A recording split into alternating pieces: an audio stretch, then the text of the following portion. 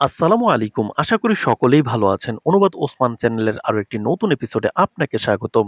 Kurulus Osman volume ১৮২ এর দ্বিতীয় trailer প্রকাশ পেয়েছে। ট্রেইলারটা এক কথায় আগুন ছিল। ট্রেইলারটা দেখার পর দর্শকদের মনে অনেকগুলো প্রশ্ন তৈরি হয়েছে। আজকের ভিডিওতে আমরা সম্পূর্ণ ট্রেইলারটি বিশ্লেষণ করব। ট্রেইলারে দেখতে পাচ্ছি বালা হাতুনকে উদ্ধার করতে এসেছেন ওসমান বে।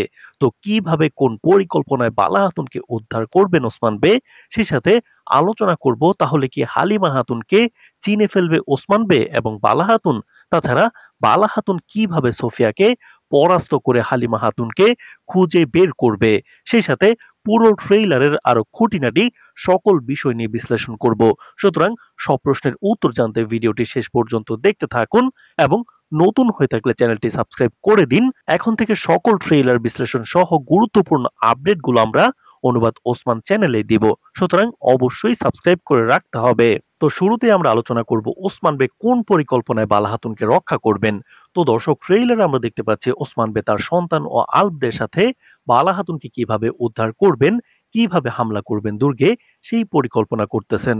আমরা প্রথম ট্রেইলারে যে আক্রমণটা দেখেছি সোফিয়ার দুর্গে, সেই আক্রমণের আগেই হবে এই দৃশ্যগুলো ভলিউমে। মূলত প্রথম ট্রেইলারে আমরা দেখেছিলাম হালিমা ওসমান বেকে গিয়ে খবর দিবেন বালা হাতুন জীবিত আছেন। তখন ওসমান বে এটা জানার পর তার সর্বশক্তি দিয়ে হামলা চালাবেন আখিসার দুর্গে। তো দ্বিতীয় ট্রেইলার এসে আমরা আখিসার দুর্গের যুদ্ধের কিছু দৃশ্য দেখতে পাচ্ছি। ওরহান বের সাথে সোফিয়ার ফাইটের সিন। তো এখানে সোফিয়ার কিছুই হবে না। তো ওসমান বে বালা হাতুনকে উদ্ধার করার জন্য পৌঁছে যাবেন। সেখানে বালা হাতুনকে ওসমান বে উদ্ধার করতে তার আলবদের নিয়ে কঠিন পরিকল্পনা করবেন এবং সফলভাবেই বালা হাতুন উদ্ধার হবেন। তবে সোফিয়া যখন দুর্গের সামনে থেকে হেরে যাচ্ছেন, এমন সময় পালাবে, তখন আমরা দেখতে পাচ্ছি হালিমা হাতুনকে মুখ ঢেকে সোফিয়া নিয়ে যাচ্ছে, দুর্গ থেকে পালানোর চেষ্টা করতেছে। তবে বালা হাতুন তাদের ধরে ফেলবেন। ওসমান বেও এসে হাজির হবেন।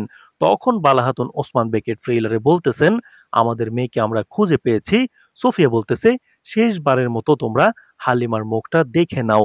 যেহেতু হালিমা সোফিয়ার কাছে আছে, তাই ওসমান বে কিন্তু সোফিয়াকে কিছুই করতে পারবে না, মারতেও পারবেন না।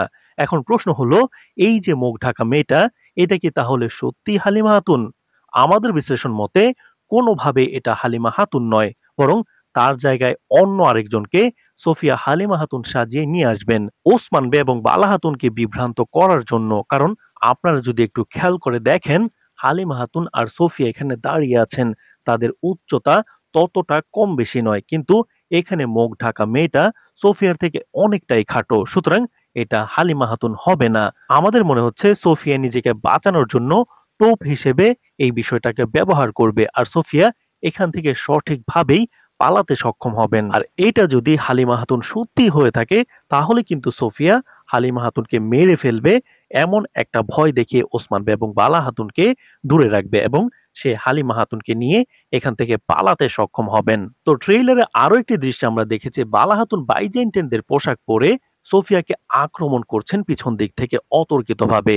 অনেকেই মনে করতেছেন বালা হাতুন কারাগারে বন্দী থাকা অবস্থায় প্রহরীকে মেরে তারপর বের হয়ে সোফিয়াকে আক্রমণ করবে। হালিমা অর্থাৎ তার মেয়ের কাছে তাকে নিয়ে যেতে বলবেন। আর এই পুরো বিষয়টা কিন্তু হালিমা দেখে ফেলেছে লুকিয়ে। এখানে হালিমা হাতুন আরো বেশি নিশ্চিত হবে তার পরিচয় সম্পর্কে। তো আমাদের বিশ্লেষণ মতে আপনারা দেখুন কারাগারে থাকা অবস্থায় বালা হাতুনের চেহারা, আর এখানে বালা হাতুনের চেহারা দেখুন, ভিন্নতা নিশ্চয়ই দেখতে পাচ্ছেন। কারাগারে থাকার থেকে এইখানকার ফেসটা অনেকটাই নির্যাতনের কোনো চিহ্নই নেই। তো মূলত বালা হাতুনকে এমনভাবে কারাগারে শিকলবন্দি করা হয়েছে, আমাদের মনে হয় না বালা হাতুন কারাগার থেকে বের হয়ে আবার প্রহরীকে মেরে সোফিয়াকে আক্রমণ করতে পারবে।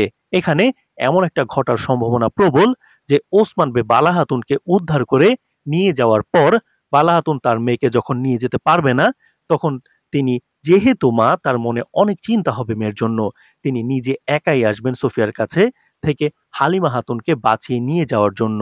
যেহেতু মায়ের মন, কোনোভাবে তিনি স্থির থাকতে পারবেন না। তো এই দৃশ্যগুলো হবে যখন বালা হাতুন কারাগারে থাকবে বন্দি অবস্থায়।